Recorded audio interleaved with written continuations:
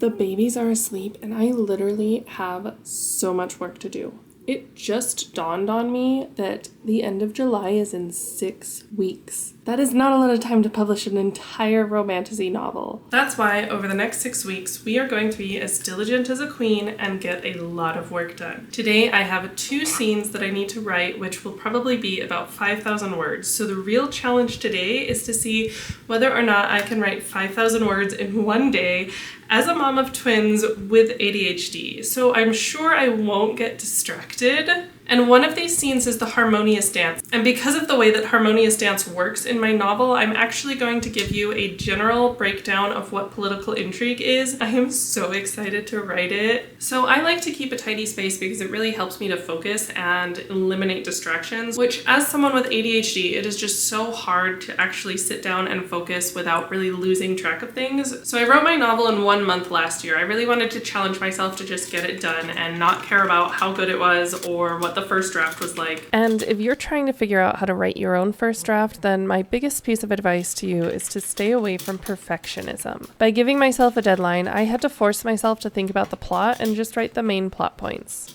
In the end, my novel ended up being 75,000 words. Now it's a little over 115,000 words. I think last I checked it was 118,000 words. I was really inspired by the Bonds That Tie series when I started my novel, and so I think that kind of comes out a lot in the magic system. In general, the entire book is its own thing. It's just the way that the chords work seems very like Bonds-esque. And my main character is in a reverse harem with 6 very alpha males. She's going to get with all of them. Don't worry, she's not gonna have to choose because why? You can never have enough men, right? Is that just me? Now, obviously, adding a 6th love interest is a huge change in the novel. It's really important when you're writing your own novel that you don't just make big changes like this because you want to. Make sure you think about why you actually need that change.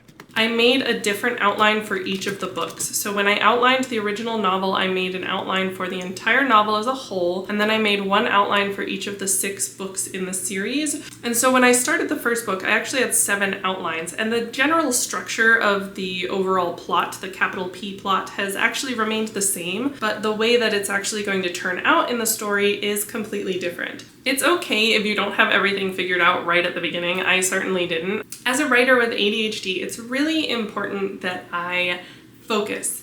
I need to stay focused. So that's why I'm gonna start by telling you what the 2 scenes that we're writing today are. So the first scene is really going to showcase 3 of the 6. So you've got James, Ray, and Orion in the first scene. Orion's kind of testing Hyacinth because their whole romance arc is that he thinks that she's weak, and she kind of over time proves to him that she's actually much stronger than he thinks he is. And they kind of fall in love that way and end up having a really respecting relationship with each other. But we're still in the very beginning, so he has to test her. So he's going to take them to the Desolation. He's gonna run across the city and have her follow him, along with their other 2 harmonics. And so this really showcases all 4 of them. Hyacinth has a lot of physical strength, but her ability to use magic is basically non-existent. James is a farmer, and farmers like to skip cardio, so he can do a lot of heavy lifting, but he can't really run, so he ends up at the back of the pack. Ray is kind of average, he stays in the middle, and then of course Orion is a knight, and he's the knight captain, so he's at the front. But what ends up happening is that Hyacinth actually races past him and then lets him take the lead because she doesn't actually know where they're going.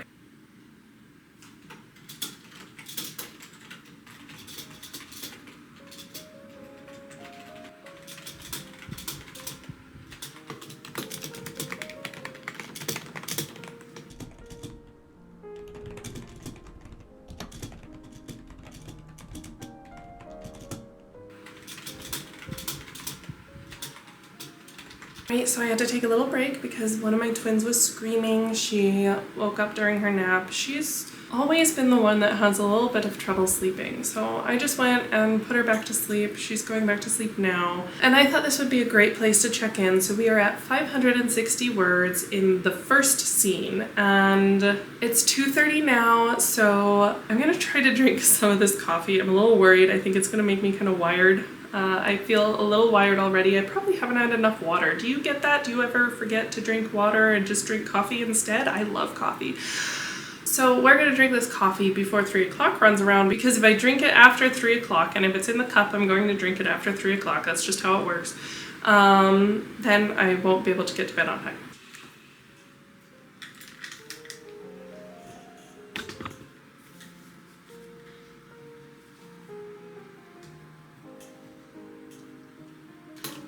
Also, and this is probably the coffee talking, but I'm so excited about this new leaf from my Monstera. It's the first leaf since I transplanted it that's made of fenestration, and I'm just so happy about it. It's so special to me. I'm so happy.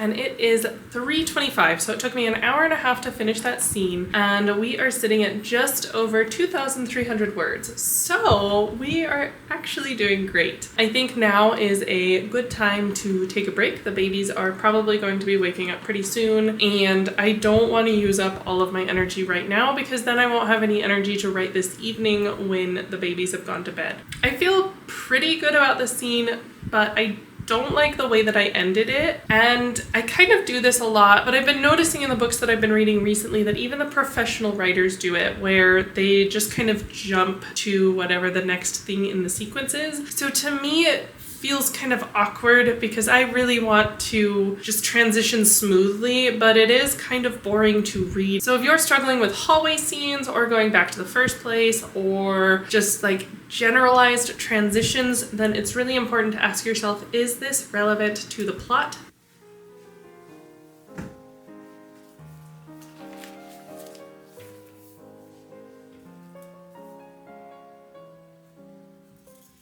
As I mentioned earlier, I'm going to give you a general overview of what political intrigue is, and this was actually a request from the community, so thank you so much to the individual who asked for this. Political intrigue requires a lot of plotting and like underhanded maneuvers so that different factions can backstab each other, alliances should be constantly shifting, and you never quite know what's going to happen. In my story, I have a culturally significant tradition called the harmonious dance, and from the outside, the harmonious dance seems like just that. A dance that a chord performs at the beginning of a social event or before battle. But of course, in every scene of political intrigue, there has to be a hidden meaning. And so what the harmonious dance does is it establishes a chord's position within society. So this is the first dance that my characters are ever doing, and it should not surprise you that they fail abysmally. Now, if you're writing political intrigue, it's really important that you understand what your factions want or what your main characters want. In my case, there's really only 2 parties involved, but very often you'll see at least 3, and it can even get up to like 5 to 7. In the dinner party that the Atreides throw at the beginning of Dune, I think there's 5 factions involved. There's the Fremen, there's the Guild, there's the Atreides, of course. The impoverished citizens are actually a part of that, in that there's the tradition with the rags, and the Harkonnens used to wash their hands and then throw the rags on the floor, and then one of the maids would sell them to the impoverished people. But Duke Atreides says we're going to stop that right now, and since we're doing this big event, anyone who comes can get 1 free glass of water.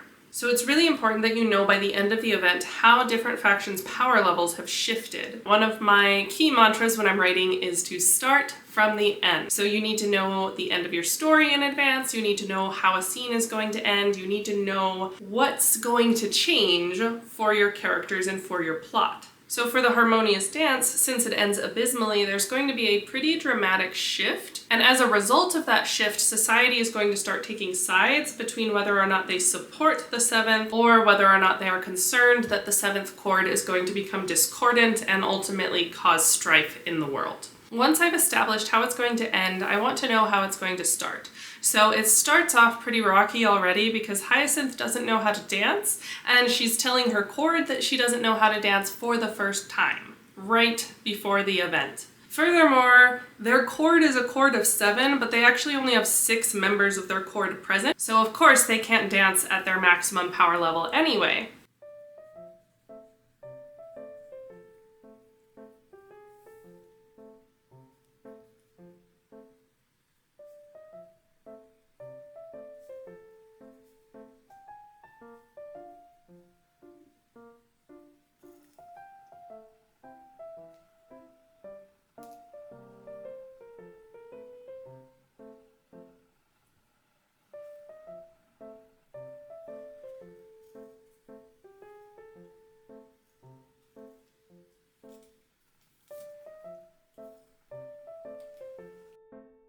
once I've set up that Hyacinth doesn't know how to dance, I have to show each of the different characters' reactions, whether that's by showing their body language, because Liam doesn't really comment on it too much. He's a detached monk. James already knows, so that will play out to how James reacts. And then the others have no idea. After that, we have the actual dance, and you kind of build your climax just like you would any dopamine loop. So it has to start off tense, and then I have to build on that tension as I go. And of course, this will be different depending on how your scene ends. Some other techniques you can use are the therefore but technique, in that therefore something happens, but it also is accompanied by this. So it starts off with Hyacinth tells them she can't dance and has this choice, therefore she chooses to do the dance, but it goes badly. You could also think of this as the no and or the yes but technique in writing, which is a basic plot device. If you're curious on it, I can do another video about it, just let me know in the comments. In my case, this is a pretty easy scene to outline using the Freytag's pyramid, because I'm starting with the exposition. The exposition is Hyacinth doesn't know how to dance, and the stakes are pretty high. It's not just, oh, if I don't do well. The stakes actually matter. And then the inciting incident is that she decides to go and dance anyway, knowing that it's probably going to go badly, which of course leads to a really big argument with her and her cord,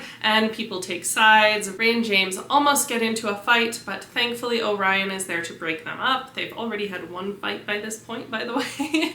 And I think they're just going to keep fighting as the story goes on until they reach a point of mutual respect, which will probably happen in the 4th book. Without further ado, now that you know how the scene is going to go, let's go ahead and write it. I am so excited. Just as a reminder, we were at 23 words, and I am anticipating that by the end of this will be at least 5,000 words.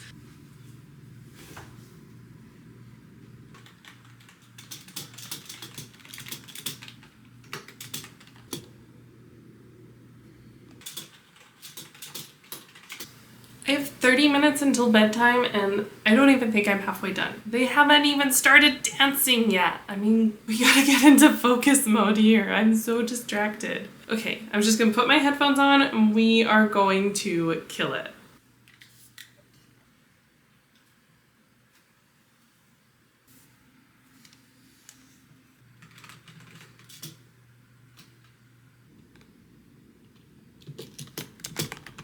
We're done.